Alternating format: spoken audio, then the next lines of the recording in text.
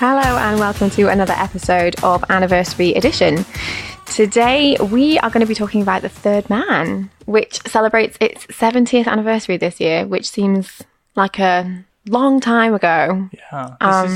Is this one of the earliest films we've done? I think so. I mean, I think Wizard of Oz was 39, wasn't it? Yeah. So but other than that, yeah, I think it's definitely up there as one of the earliest ones we've chatted about. Yeah, definitely.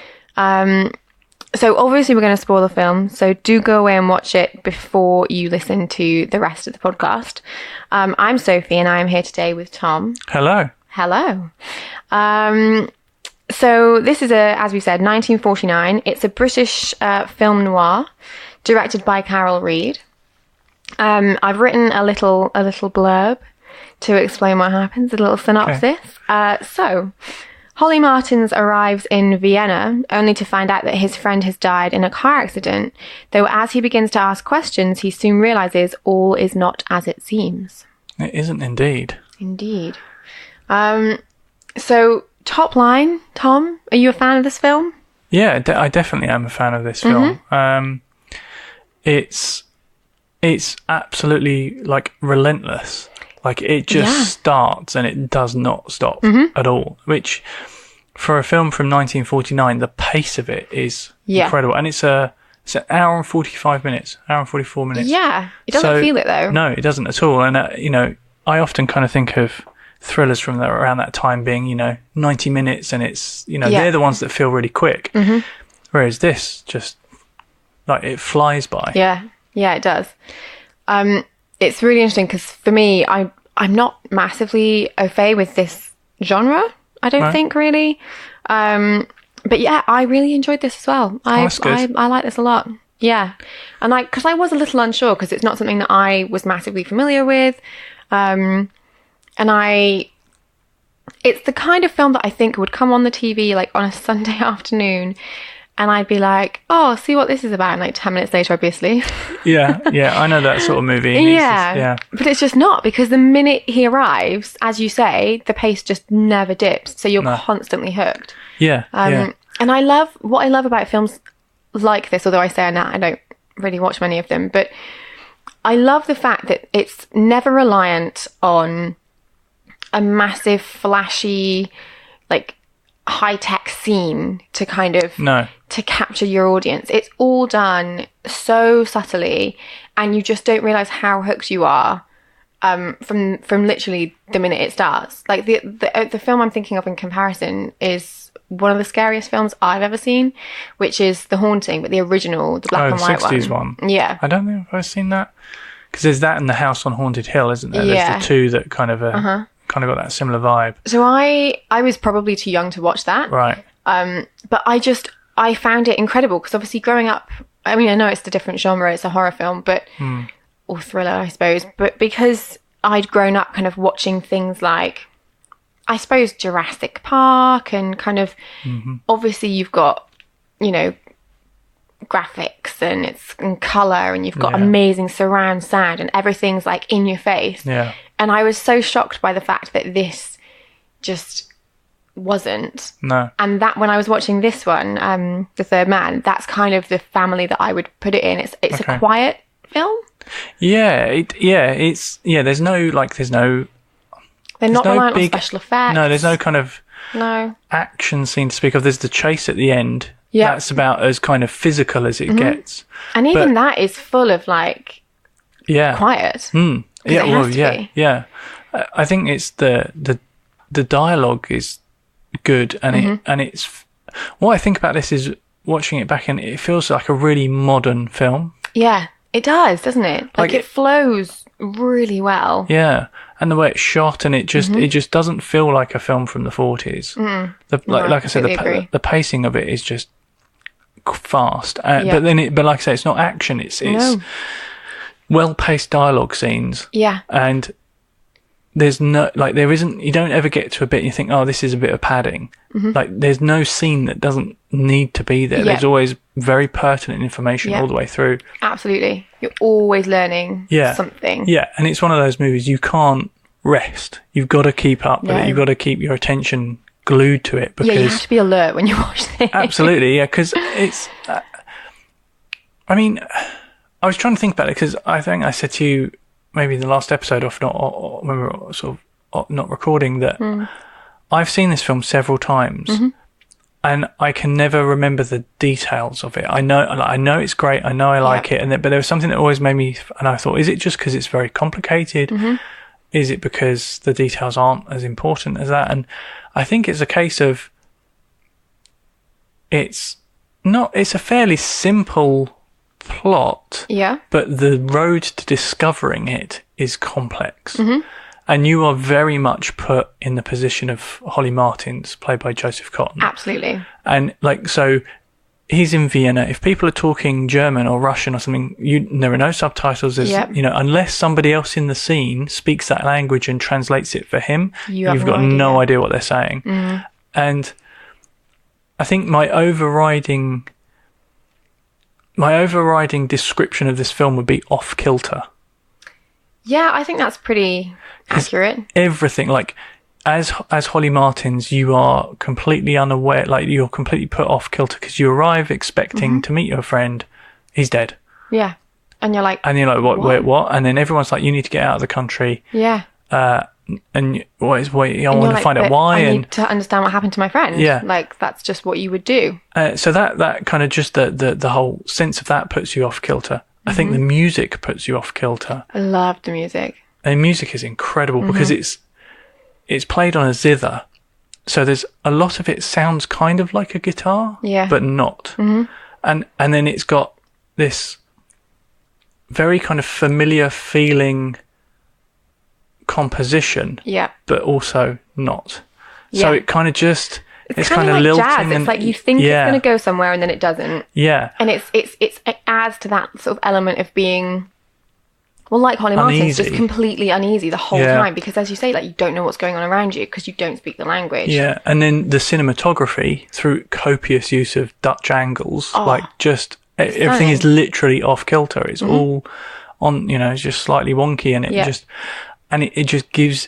all of that together just gives you this sense of unease and urgency that you've got to find out what's going on. Yeah. And you want to know, like, you're super curious, like Holly Martins. You're like, but that doesn't make any sense because it's, this guy's my friend. And, well, wait, no, they're two men. No, wait, there were three men that carried it. Well, what? Like, I don't understand. And it's just, and I mean, I still, even now, I think after watching it, I'm like, I think you said to me, you watch it and you think, afterwards you think back on it, you think, did I miss something? Like, was there something more complex going on that I didn't realise? Yeah. But then there are still loads of questions left unanswered because you're like, well, but what's happened? I mean, I think they addressed his two friends, but you're like, but what was the point of him going undercover? Was it that he could get out of the country? Because he didn't. And it's like, so what, was he just going to stay, like, lay low and then carry on doing what he was doing? Like, what was the big picture plan? Like, why did they turn on the other guy who was in the coffin? Was it planned? Was it an accident? Like, there are just so many questions still, but it's still a really satisfying watch.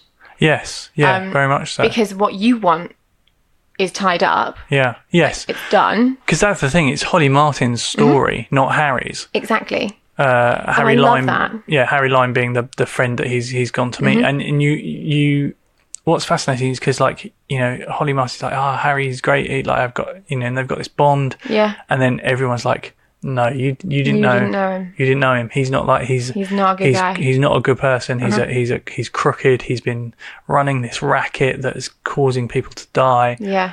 And all throughout it, you're like, who's telling the truth? Who do I trust? Yeah. Because you keep waiting for, like, something to come out that Harry was covering for somebody much scarier, much more sinister, and trying to keep Anna and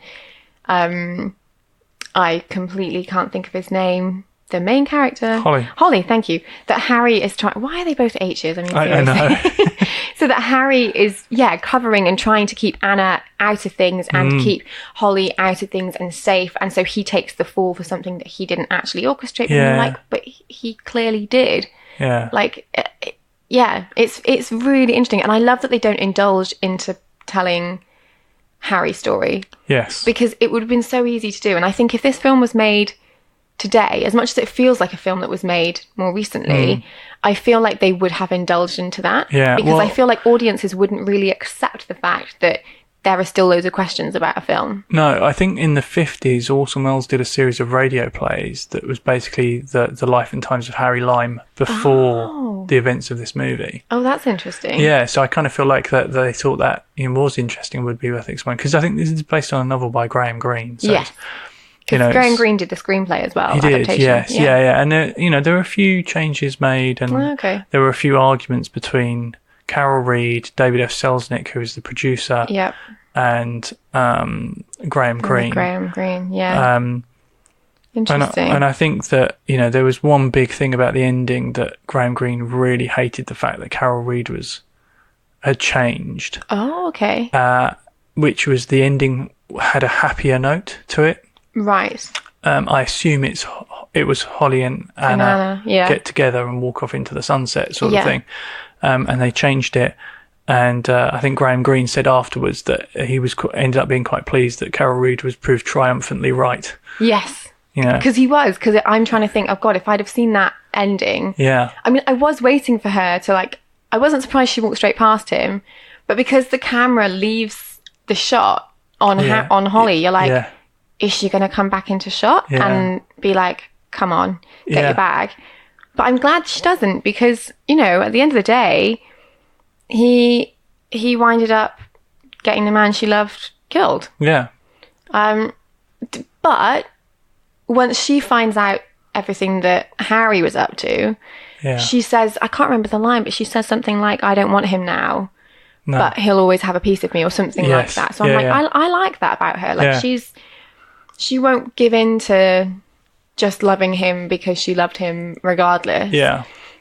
Because fundamentally, if that is true, what he was doing was, appalling. Yeah. So she can't be with him. Yeah.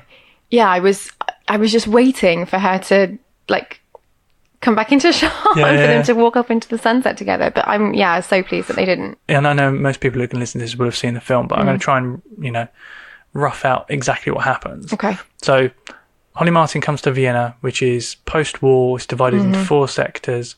He's trying to meet Harry Lime, finds out he got killed by getting run over by a car. The witnesses are inconsistent. It's probably the best way to explain it. And the British military police are trying to get Holly to leave because he might as well just go. Otherwise, he's going to get drawn into something that he doesn't want to be involved in. Holly tries to investigate. He finds a few people connected with Harry. They're all kind of cagey, slightly sketchy characters. He also finds his girlfriend, Anna. And then the police... Then one of the witnesses of the murder gets killed. So we start to think, okay, there is definitely more to this than a simple car accident. The military police reveal to Holly that Harry was part of a penicillin racket where they were getting shipments of penicillin, watering it down, and then selling it for huge amounts of profit. And what that was doing was, if you water down penicillin a lot, what that means is when someone's injected with it, it works kind of almost like a vaccine that prevents penicillin working on that person in the future. So lots of children were dying from meningitis and things like that. So there were some big ramifications of what Harry was allegedly doing. But at this point, you're still kind of, well, but that doesn't make any sense. That doesn't make any sense. He wasn't that person as far as we understand him to be. It gets to the point where Holly doesn't believe it until the military police basically take him to a hospital and show him the children that have been affected by it. And he starts to realise. He also suddenly, out of nowhere, finds Harry. Which is one of the greatest reveals of a character ever. Because as soon as that light comes on, you know that's Harry Lime. Well, it was the cat for me. Because obviously the scene just before that, Holly's with Anna, and he says, oh, that cat's not very friendly. And she's like, no, the only person that cat liked was Harry. And so then obviously you go, I love the section where the camera goes through her little box of flowers out on her, windowsill and then tracks the cat down, and then obviously the cat's in between the feet, and I was like, well, that's Harry. Yeah. So I was like, oh, so it's all a cover up and Harry's being blamed for something he didn't do. Yeah. And then the light comes on and it's just ding. Yeah. Harry. Yeah, so there's great. Then from that point on, there's a couple of meetings between Harry and Holly, and it transpires in another greatest dialogue scenes ever in the Ferris wheel that actually Harry is a complete shitbag that everyone's making him out to be. Yeah. He doesn't care about Anna. He doesn't care that he's killing kids. And he's just this, and he's almost at the point as he might just chuck Holly out of the Ferris wheel and kill him too. Until he realises that the police actually know for sure because they dug up his grave. Yes. And then he's like, I'd never hurt you. Yeah. And so and that's the turning point. Mm-hmm. And then Holly decides to help the police to catch Harry. Mm-hmm. In return for getting Anna out of the country because she's on a forged passport. Yeah. Which is kind of a little B story because she's originally Czech. Yeah. So she'd end up getting sent to Russia. Yeah. And then we end up with the amazing chase scene through the sewers. So good. And it's just the way that's shot and all throughout the shots in this are just gorgeous. It's so elegant. Yeah. Like, I don't really know how else to describe it in terms of the way it's shot. Yeah. It's very elegant. Like, every scene's beautiful. Yeah. And the chase scenes, the way they play with light and shadow. Yeah. Even the scenes through, like, when Holly's trying to get away from people. Yeah. Because nowadays, you know, he'd jump in a car and there'd be some crazy car chase. Yeah. Or some massive thing with machine guns and God knows what. Or a parkour street chase. Yeah, and you're just like, oh, sometimes you just don't need that. Yeah. You know, because this is post-war. It's Vienna. It's a difficult time, and you know, there wouldn't have been it's unlikely anyway that there would have been, you know, car chases around things like that. People didn't want to deal with. They didn't want to make mountains out of molehills because it was too much. Yeah. And it's just, it's so clever. But you keep waiting for kind of this. For Harry to be like, oh, actually, no, I was just taking the rap for someone. Yeah, you know? And it just doesn't come. And it just doesn't come. And it's when he says, like, so when they're in the Ferris wheel and you see the carousel spinning, and he says, oh, there's just dots. Don't see them as people, see them as dots. Yeah. And then, you know, how much is a dot worth? Is it £20,000? You're seriously telling me you wouldn't take £20,000? If one of those dots... If a dot just wasn't there. It just stopped moving. Yeah, and he's like, and it's just, you know, how many dots can you handle with your conscience? Yeah. And I'm like, oh my God. And he's just so, like you say, the delivery of dialogue, well, the way the dialogue itself is just incredible, but the way it's delivered in that scene, because there's nothing else to distract you. And that's, I think that's some of the reason why I love older movies in the way that I do, because, I mean, I know we're talking more my styles, like musicals and things like that, but they have this kind of simplistic charm where they aren't reliant on flashy tricks. No. And the acting has to be, for a film to be good, the acting has to be good and the storyline has to be good, either funny or, you know, cliched and fun, or it has to be really interesting. And that scene sums up this movie in that it's calm, it's controlled. Yeah. And it's just there's no weak performance. Everything's delivered really well. The people that need to be a bit caricature-y and a bit, you know, sketchy are perfect because they don't push it too far. No. I just thought this was amazing. But you say, Tom, you've seen this like a few times. When was the first time you actually saw this movie? I think I must have seen this certainly by the time I was studying film. Okay. I think so. Probably any time from my late teens, early 20s. Oh, okay. I'm not sure if I watched it in a film studies lesson. It's quite possible. Okay. Yeah, but I kind of feel like it was around that time when I was really kind of, you know, interested in this kind of stuff. You know, well, I still am, but, you know, like when that had really started to flourish. Mm-hmm. I think it was probably would have been sort of late teens, early 20s. Wow. And even like at that age, like it's just a masterpiece. Yeah. I think. I mean, I've just never even, like when we're talking about films to do for the podcast, I when you said The Third Man, I was like, I don't even know what that is. Yeah. It's just so off the radar for me. And literally, I watched it just to watch the podcast. So I hadn't seen it before, and it was just earlier this week that I watched it, and I just think it's great. Yeah. It's so good. So it was interesting. I was looking up to see, because I thought, this is often seen as one of the greatest British thrillers. And it's like, well, it's not Hitchcock. And normally, that you think those kind of thrillers, you think Hitchcock. Yeah, for sure. And it's Carol Reed. And I thought, what else did he do? What other movie must he have done? So his opinion of Hitchcock was, he's good, but he's a bit of a one-trick pony. And to prove yourself as a director, you have to do multiple genres and all sorts of different types of movies. Interesting. So it's no surprise that I've never seen I've never found or known of another Carol Reed thriller that was as prominent as this. But he directed Oliver. Oh, wow. Yeah. Okay. Oh, gosh. Do you know... Oh, yeah, okay.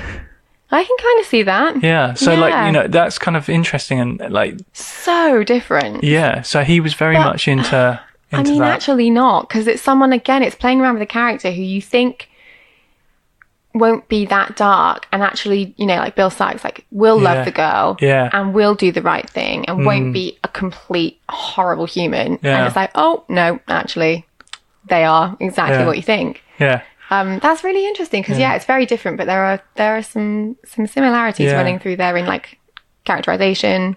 Yeah, and the other thing I found that I didn't realise is there's a lot of connections to James Bond with this film.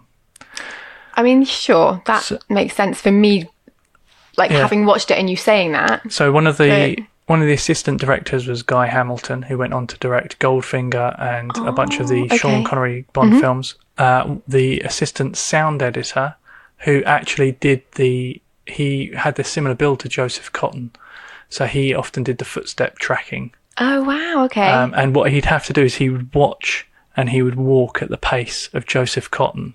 Wow. And then they'd trek out into a stairwell and record him maintaining the footstep pace to record the footsteps. And that's a guy called John Glenn, and he went on to direct a load of Bond films. Wow. Sergeant Payne. Yes. Is M. Oh my goodness. From most of the first 11 Bond films. Wow. And then I didn't even think about that. One of the military policemen in the sewer chase is Robert Brown, who's the guy that took over from Bernhard Lee as M. Wow.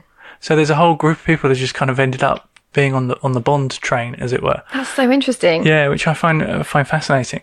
Just because I like the James Bond stuff, but hand in hand in terms of kind of stylistically, the way they're shot. Yeah. I mean, not all of them, obviously, but, I mean, Bond's a much bigger, more bombastic thing, and it relies on all of that exposure. And exactly. It's much more, flashy. Exactly, yeah. But movies like From Russia with Love have got quite a feel to... Well, you can see that, that makes total sense, because the root of them, although there's more flashing, more, it's a high-flying kind of film in comparison, but the kind of the fact that it's a thriller, and this is to me bare bones, not relying on anything apart from great talent. Yeah. It's the performances are key. The script is great. Yeah, the skill of the DOP, everything is just top notch. Yeah, and it doesn't surprise me that those people who were working on this went on to work on other great films. So the cinematographer, we're talking about great talent. His other major movie that I was like, oh, that makes sense, is Brief Encounter. Oh wow, yeah, okay, that makes sense. Yeah, so you've got that kind of lineage of talent in this pool, and then there was something else that I saw on the trivia that I think might have contributed to the unease, is that Carol Reed essentially had 3 units working most of the time. Okay. There was a daytime unit, a nighttime unit, and then a sewer unit. Oh, okay. And they were racking up 20-hour days, essentially. Wow. And he insisted on directing all of them. Oh, gosh, okay. And it seemed at the time one of the producers was very much into using speed to get him through the day, and Carol Reed got on that. So a lot of it was he was literally getting 2 hours sleep. Wow. And it was so that's why I think this film has such pace, is because the way they were making it it was just relentless. Yeah. And it's got that energy. And we were talking about all the cinematography with the Dutch angles and stuff like that. Apparently, like at the wrap party, the crew gave Carol Reed a spirit level. Oh, wow. Because there are so many like wonky angles and things like that, and it's just. But it just works in this film. It just works so well. Yeah. Like it is a really elegant. I just keep saying the same things because I'm like, I don't know how else to describe it. Yeah. Like it's just a massive, massive tick. Yeah. Do you have like any favourite moments? Because I was trying to think, and I was just like, I mean, I literally loved so much of it. Yeah. I loved the teasing shot with the cat. Yeah. And it's like, is that Harry? And I love the reveal of Harry. I think it's amazing. Yeah. I really like the sewer chase. I think it's so clever because also you have this. You're like, I'm kind of on Holly's side. But I'm kind of on Harry's side. Like, I kind of want Harry to get away. You think he's this nice guy. You think, he's a bit of a rogue, but he's a lovable rogue. And he's obviously just got caught up in it. He's not the mastermind. Yeah. He doesn't want to be involved in it. That's why he was, taken and out. Yeah. And so I really liked that as well. The way it's, because you're kind of changing whose side you're on depending on like how it's being shot. Yeah, absolutely, yeah. And you're like, oh man. And I love that you don't see the very end. Like, you don't see Holly actually shoot. No. Well, I'm assuming that that's what happens. That he gets Holly to shoot him. Yeah. And not that he shoots himself. But no, I feel like it is. I think Holly does shoot him because I think he's run out of bullets at that point. Yeah. Okay. I think that there's the moment when Holly walks up to his door and rings the doorbell, doesn't get an answer, and then you see the porter say, they went 10 minutes ago. Yeah. That's the first time the Dutch angles come in. Oh, yeah. And the two shots, they're both long shots. Mm-hmm. And the actors are fairly small in the frame, and they've got lots of leading lines that are nothing's like straight. But it all leads to each character, and that just looks amazing. And that is like, it's like seeing a monolith in 2001. It's like here's a moment of change. Like something is like, this is important. Everything's shifting. Yeah. Yeah. So that scene I love. I love the reveal of Harry. Mm-hmm. The Ferris wheel dialogue the Ferris scene. wheel. Yeah, of course. The chase through the sewers just looks incredible. And there's a whole bunch of scenes that they're just great and they look great, and there's some not, I wouldn't say necessarily comic relief, but there are some kind of lighter moments with when called? Holly's giving this speech, Wilfred Hyde White. Yeah, and just his and like, and he's like, sorry, and he what? says, it's just awful. Because he runs like a society, and he wants him to give a speech about his book. Charlie Martin's a writer, and he says, oh well, I've just arrived here and found out my best friend's dead, and I was supposed to stay with him. And his response is, oh, that's awkward. I know, I love that. And then and Holly's reply is like, oh, is that your response when someone dies? And he's oh, that's awkward. And he's like, it's inspired. Yeah, so I think like his character's quite nice, and I like the fact that Bernhard Lee's character, he's like, he's the sergeant. He's a doer. Yep. Yes. He's a military policeman, but he does the grunt work. Yeah. And he loves the novels that Holly writes, and he's just like, oh, this is like this novel that you wrote, and that's kind of quite nice that he probably gives Holly a bit more respect than he might normally. Mm-hmm. And then because he's a fan. You've got Trevor Howard as Major Calloway, who at first you just don't like, and then you're like, oh well, actually he's a way more complex character. Yeah, than you realise. Yeah, because he's willing to bend the rules. Mm-hmm. When no one's getting harmed. Like the whole thing with Anna and her passport is just like, oh, we could let that slide, couldn't we? Yeah, he's like, it's not, we're not going to pick her up for that. Don't worry about it. Yeah, so I just think there's so much depth to all of the characters. And that's, again, I think it's so nice because there's no indulgence into, we have to do some kind of complex character, like deep dive, which I normally like, actually. Yes.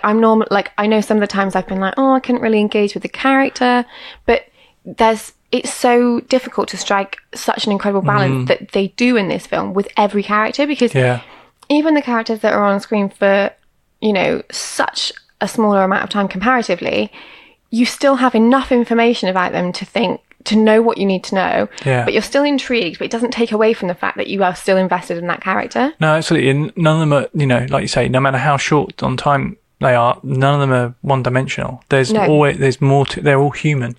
They're not just here's a character that needs to perform this function. Yeah, completely. There's grey, nothing's black and white. And I think that just, again, it's all down to that script.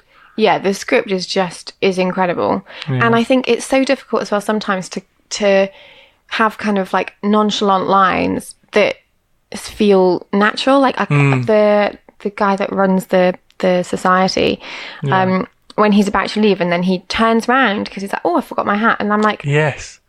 Did you actually forget your hat and say that you forgot your hat in character in case the camera was still rolling? Yeah. That's kind of what I felt like. It was so natural. And I'm just like, or are you just that talented? Yeah, I couldn't tell. It was just like at that moment, really, that when he does that, I think it might have been, a genuine mistake that he covers up. Right. Okay.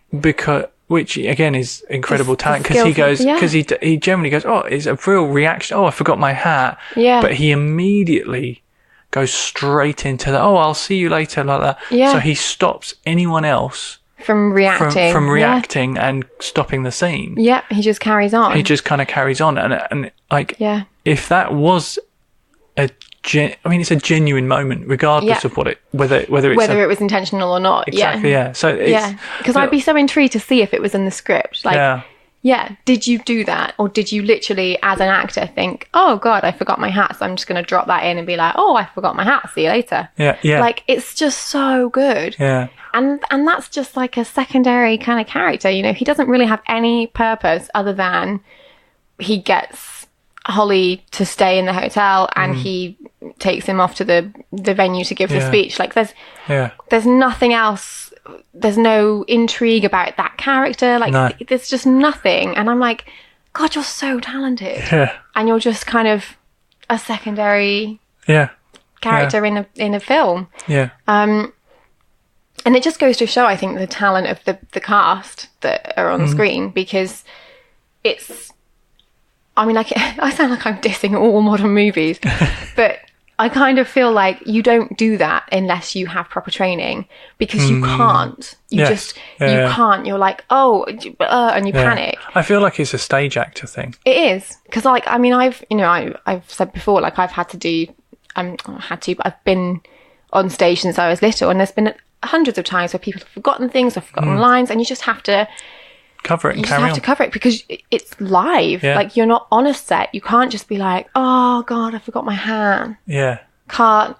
Exactly, yeah. I won't next time. You know, like, you don't have the luxury of being able to stop a scene. You just have to go with it. And I think that kind of reactive, like, observation skills, I guess, you don't get them unless you've worked a lot on stage. I think also it's like, I mean, a lot of these guys will have come from stage. Orson Welles, definitely. Yeah. And I think it's like, you remember when we were watching Seven Samurai? Yeah. And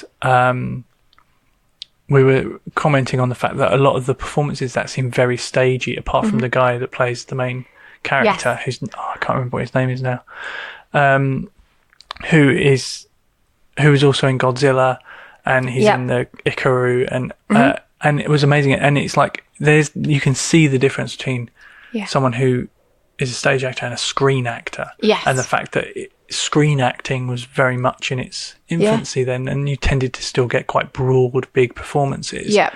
Whereas in this, every performance is for that lens. Yeah. And it's pitch perfect for that lens. But the skill has been crafted from hard work. Exactly, yeah. So all you of get that, the best of both. But yeah, like, it's so, there's nothing that's OTT. No. Yeah, so I did enjoy this a lot. Who's your favourite character? That's a tricky one. Yeah. Because, I mean, you like you said, you're on... It's told from Holly's side, so you're kind of... You live his experience of Vienna. Yeah. And I think it's great acting, and I think it's a great character. He's complicated, he's moral, he thinks he's uncovering some injustice against his friend, and then you realise that actually his friend's the one that's being unjust, and it's just... He goes on this really complicated journey. But as soon as Harry's on screen... Yeah. It's just, like, electric. Yeah, I think I have to... In my head, I think the most likeable character is Sergeant Payne. Yes. Oh, he's sweet. Yeah. The most interesting characters are Holly, Harry, and Anna, as they should be. Yes. The best performance is Harry. Orson Welles as Harry. Because, like you say, there's just something, it's just a little bit more magnetic. Yeah, and it just... There's a charisma and a persona there that there's like this twinkle in his eye that is just like, okay, you can see exactly why Harry is Harry. Yeah, completely. And you see it from that first moment when that light goes on in that doorway. And he just holds his gaze, and then you see the corner of his mouth go to smile. Yeah. And you're like, what? Yeah.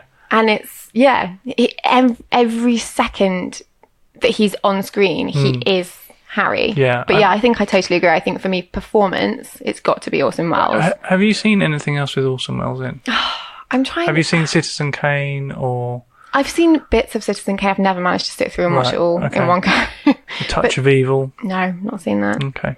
So I think it's been like moments that I've seen Orson Welles on screen for. Okay. So I'm not qualified to say whether that's like an Orson Welles thing or not. I mean, Orson Welles was he was a force of nature in his own right. Well, yeah. I mean, I know a fair amount about him, but yeah, you can just tell that. Yeah, and sometimes that's not what you want, and I feel there are probably movies where that isn't what you want. But I think a really good companion movie to this is A Touch of Evil. Okay. Which is a thriller set in a Mexican border town. Oh, okay. With it's not Burt Lancaster. It's Charlton Heston. Charlton Heston is the most unlikely Mexican as you can ever imagine. But Orson Welles is in it, and there's some amazing cinematography in that. The opening shot lasts like 10 minutes. Oh wow! And it's incredible. There are just so many great films that I just need to make a massive list and start working through. But yeah, it's tough because they're all so good.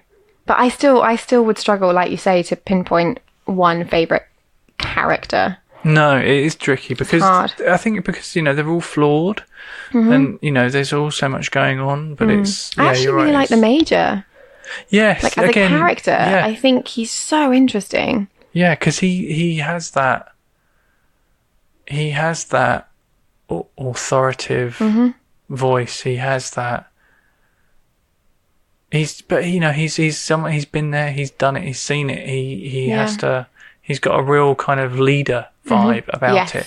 And I think that when you first meet him, you're just like, well, I don't believe you, and you're but then you're kind of like, as you see him more and more, you're just like, but you're a good judge of character. Fair you're fair. Well. Yeah. You wouldn't be where you are today if you weren't legit. Like if you weren't honest. Yeah.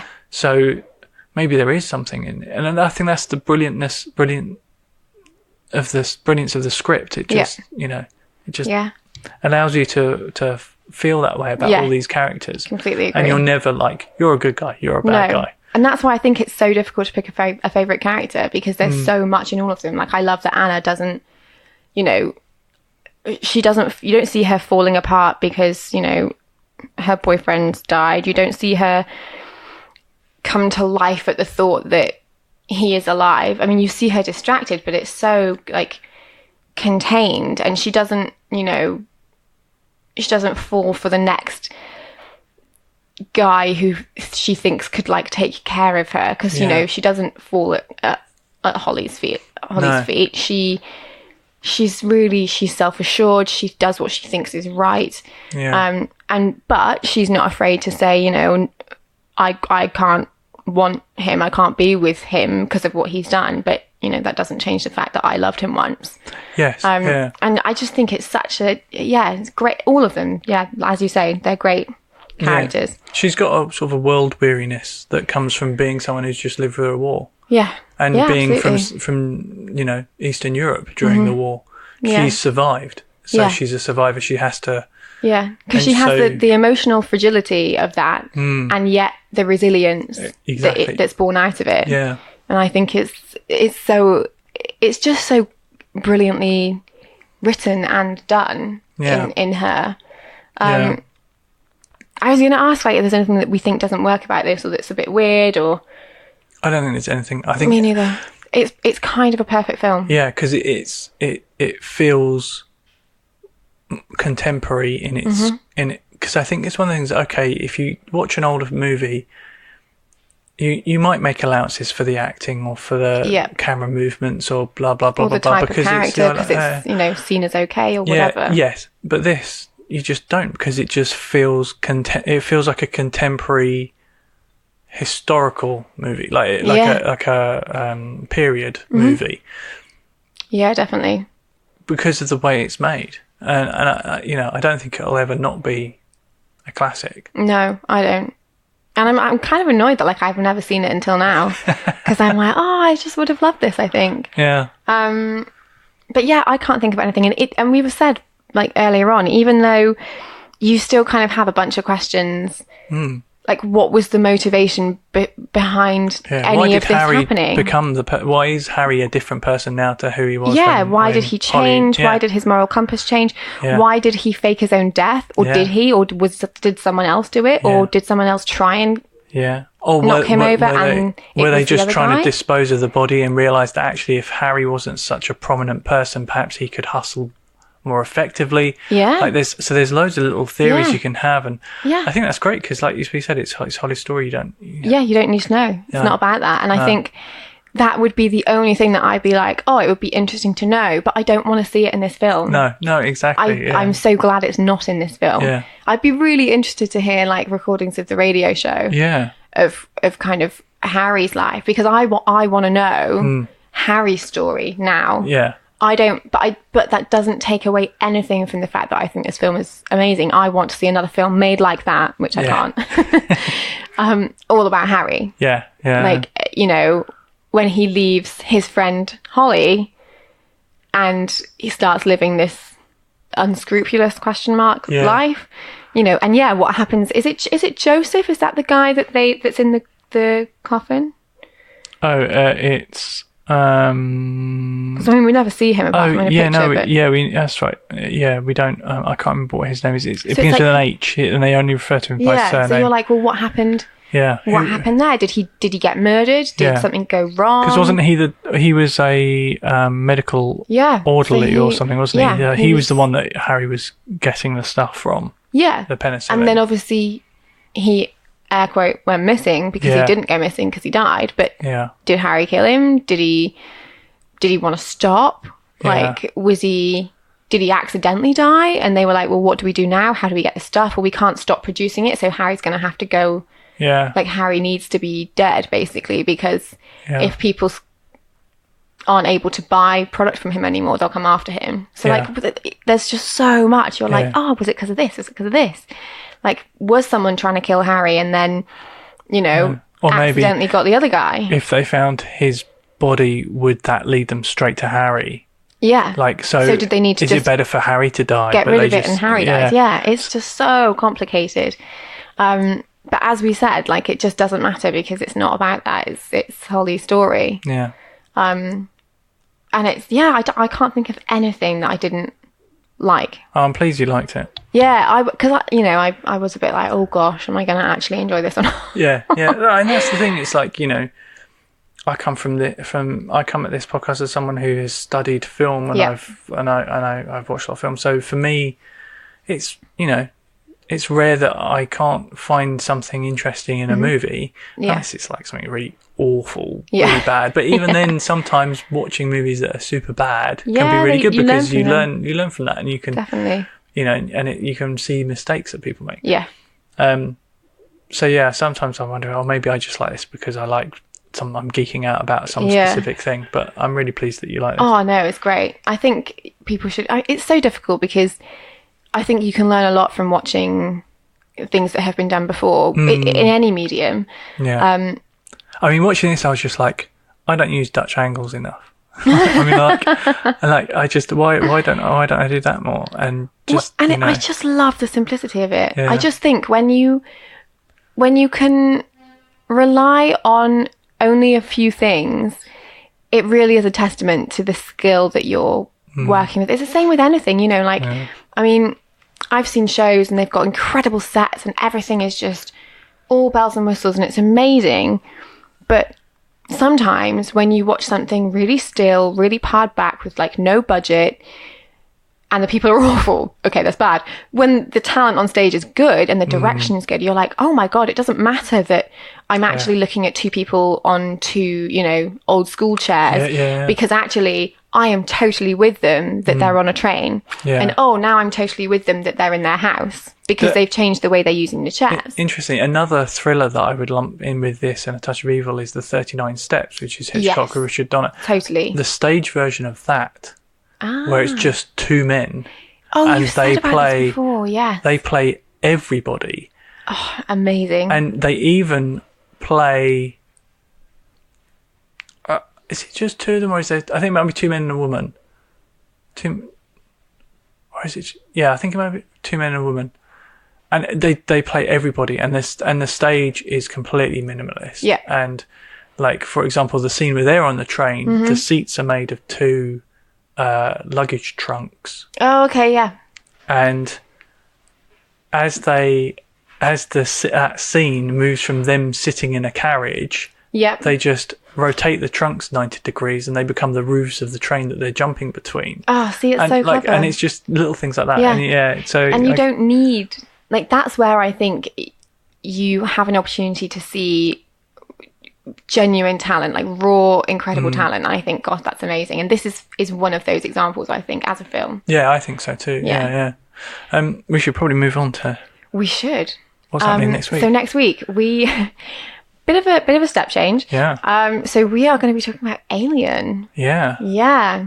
All about Ripley. Another dark, shadowy thriller. Horror thriller? Who knows? Thriller, sci-fi? Sci-fi? I mean, it's defo sci-fi. Yeah. In the title, Alien. Yeah. For sure. From my point of view anyway, or maybe it's just reality. Who knows? But yes, I'm excited about this because I like these films. Okay. Interesting. So I've seen this a fair amount. Okay. That's Aliens is probably my favourite. Oh, interesting. In the trilogy. But I feel like Aliens and Alien, like, obviously they're similar, but I feel like they're quite different films. Yes, I do too. So, yeah, I'm excited to reminisce. Yeah, I am too. I'm trying to think. So I've seen Aliens, Alien 3, Alien Resurrection. Yes, I've seen Alien Resurrection as well. And I think I stopped after that. Yeah, I've seen Prometheus. Oh, okay. I haven't seen the sequel to that. Right. And then you get like the Alien versus Predator and all that. Yeah, I haven't seen this. I've seen the first one of those. Okay.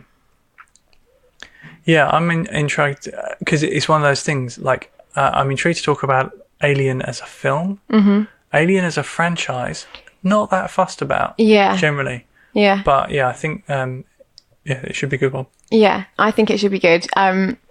And again, I think there's so much that I think